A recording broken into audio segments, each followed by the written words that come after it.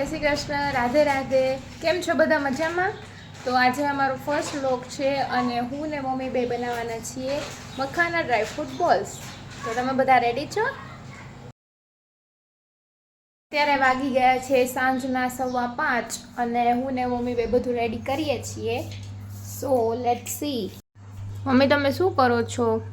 જો આ ડ્રાયફ્રૂટ બોલ બનાવવા છે ને આપણે, હા, એના માટે કાજુ અને બદામ બંને કટિંગ કરવા પડે. પહેલા આપણે પહેલા એક સરખા સરસ વ્યવસ્થિત કટિંગ કરી અને પછી આપણે સરસ ઘીમાં થોડુંક સોતરી નાખવાનું આપણે પેલું ડ્રાયફ્રૂટ. તો આપણે રેસીપી બતાવશું ને આપણા સબસ્ક્રાઇબર્સને? હા, એ તો બતાવશું. તો તને તારી જાણ માટે ખાલી કહું છું. બોલાવ તો ખરા બધાને કે આવી જાજો બધા મખાના બોલ જમવા. હા, મખાના બોલ જમવા બધા આવજો.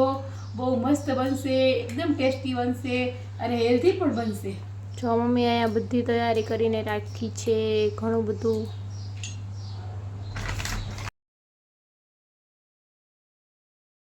આવી જ રીતના બધી બેઝિક વસ્તુ ચાલી રહી છે અને હવે આપણે કરશું મખાનાને ક્રશ.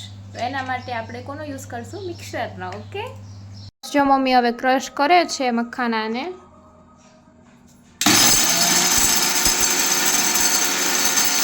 જો આવો એકદમ કરકોર કરવાનું. ઓકે, કરકરું કરવાનું ને? મમ્મી હજી કેટલી વાર છે હવે?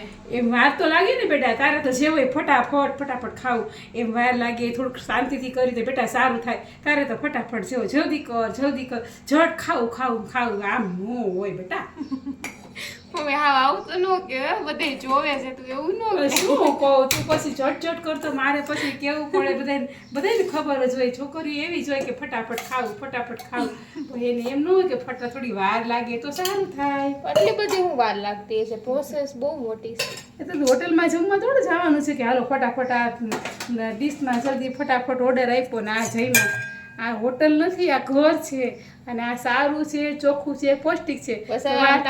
આખો રાખો બીક લાગે ક્યાંક નો અડી નો જાય. અરે અડી નો જાય, તને થોડી અડાડ, તું તો મારે કાળજાનો કટકો છો.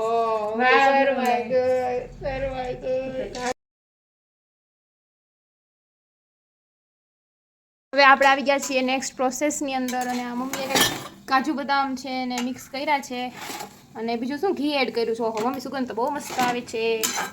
આહાહા, વાવ.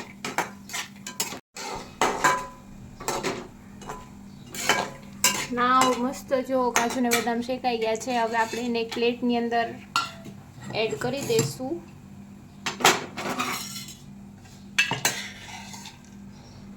હવે મમ્મી કરી રહ્યા છે ઘી અને ગોળની પાઈ.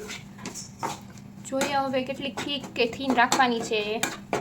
તો જો મમ્મીએ છે ને ગોળની પાઈ બનાવી નાખી છે અને પાઈ છે એની જે કન્સિસ્ટન્સી છે એ મીડિયમ રાખવાની છે, કે બહુ વધારે થીકાઈ નહીં ને બહુ થીન પણ નહીં એમ. અને હવે એની અંદર આપણે જે મખાનાનો પાવડર બનાવેલો એ એડ કર્યો છે અને હવે મિક્સ કરવાનો છે. કાજુ બદામ એડ કરી દીધા છે, બધું મિક્સ થાય છે. અને મારા મમ્મીએ બે તો બનાવી નાખ્યા છે. એટલે એવું નથી કે મને નથી આવડતું, મને આવડે જ છે, પણ આ તો હું થોડુંક વિડીયો ઉતારવામાં બિઝી છું ને એટલે. હે ને મમ્મી? હા.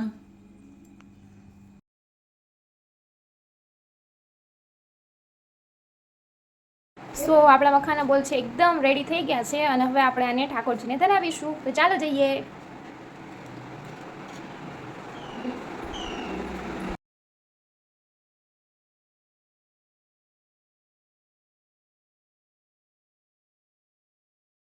અમે લોકો બોલ્સ ખાઈ રહ્યા છીએ ને બહુ જ જમી બન્યા છે. હું ને મમ્મી બે ખાઈ છીએ અને તમે લોકો પણ આવી શકો છો. અને પ્લીઝ અમારી ચેનલને સબસ્ક્રાઈબ કરજો, લાઈક કરજો અને શેર કરજો. Thank you.